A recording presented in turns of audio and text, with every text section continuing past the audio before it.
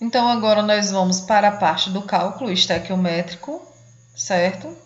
Então, nós vamos primeiro ver a parte da quantidade da matéria, que é representado pelo mol. Sempre que tiver esse nome, quantidade de matéria, representa mol. E o que é o mol? É o coeficiente estequiométrico.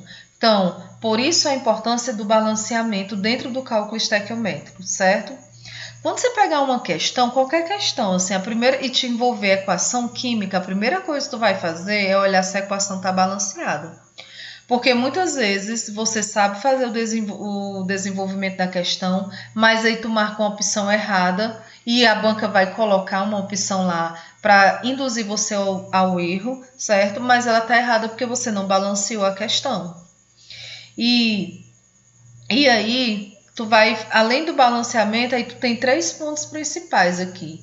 Tu vai fazer a interpretação. Se a questão está falando de mols, certo? Tu sabe que tu vai usar o coeficiente estequiométrico dela, não vai precisar calcular massa molar, enfim.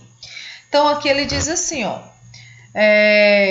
Ele dá uma introdução que eu recortei da questão de vocês. Aí, com base na equação abaixo, o número de mol, então está falando número de mols, poderia ser a quantidade de matéria, a mesma coisa, do gás hidrogênio, que deve ser usado para a conversão total de 28 mols de ácido limoneico, tá?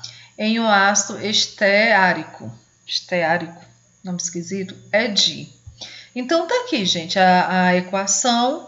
Eu já sei que eu vou só trabalhar com mols, então com mol é muito mais fácil os cálculos, porque tu não vai precisar calcular massa. É só tu, se a questão não estiver balanceada, tu balancear e depois tu usar os coeficientes estequiométricos. Mas aqui a equação está totalmente balanceada, certo? Não vamos precisar fazer esse balanceamento, que seria um balanceamento bem longo, né? Já que eu tenho números grandes, 17 carbono, enfim. Aqui também eu tenho 17, certo? 17 não, tenho 18, né? 17 com 1 dá 18. Aqui eu tenho 16, com 2 aqui também dá 18, enfim. Aí o segundo ponto, após ver se está balanceada, é olhar quem é que ele está falando. Ele quer saber quem? De gás e hidrogênio. Então aqui eu tenho essas moléculas, só que ele só está falando de duas situações. Ele está falando de gás e hidrogênio, tá? E do ácido limoneico. Linoleico, quer dizer. Então ele só está falando dos dois. Ah, mas ele falou do outro ácido, com um nome aqui bem esquisito. Mas ele não quer saber nada dele, ele só está contextualizando a questão. O que é que ele está falando? Ele quer saber qual é a quantidade de gás hidrogênio quando você tiver 28 mols de ácido linoleico, certo? Então aqui tu não vai calcular massa nem nada. O que é que a equação te diz? Que quando tu tem 1 mol aqui do ácido linoleico, quando tu não tem nada, tu tem 1, a equação está balanceada, tu forma quantos mols de gás hidrogênio? Tu forma 2. Tu forma 2 não, tu precisa de 2 mols de hidrogênio, não é formando porque não é produto, certo? O que é que ela quer saber? Qual vai ser a quantidade de hidrogênio que tu vai precisar para ser utilizado quando você tiver 28 mols de ácido linoleico? E aí isso você não sabe. A regrinha, a coisinha lá do bolo que eu falei nas primeiras aulas, quando eu vou fazer um bolo, eu uso 5 ovos. Se eu vou fazer 5 bolos, eu vou usar quantos ovos? Eu vou usar X, a mesma coisa, certo?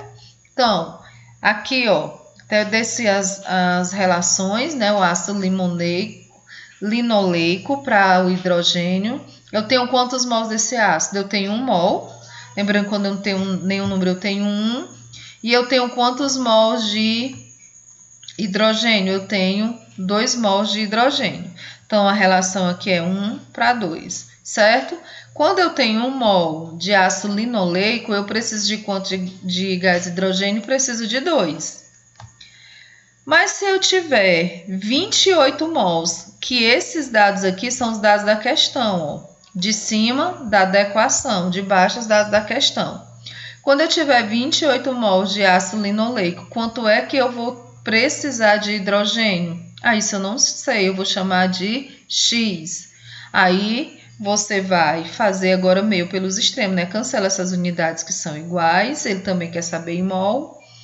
Tu vai fazer 1 vezes X, sempre coloca a variável antes da igualdade e vai fazer 28 vezes 2. Então, 1 vezes x, a seta significa igualdade, 28 vezes 2, tá? Aí, tu multiplica aqui, 28 vezes 2 dá 56, né? Isola a variável que é x, 1 está multiplicando, o inverso da multiplicação é a divisão, desce dividindo, 56 dividido para 1 é igual a 56. Então, quando eu tenho 1 mol de ácido linoleico, eu preciso de quantos de hidrogênio? De 2. Mas se eu sair de 1 para 28, quanto é que eu vou precisar de gás hidrogênio? Eu vou precisar de 56 mols.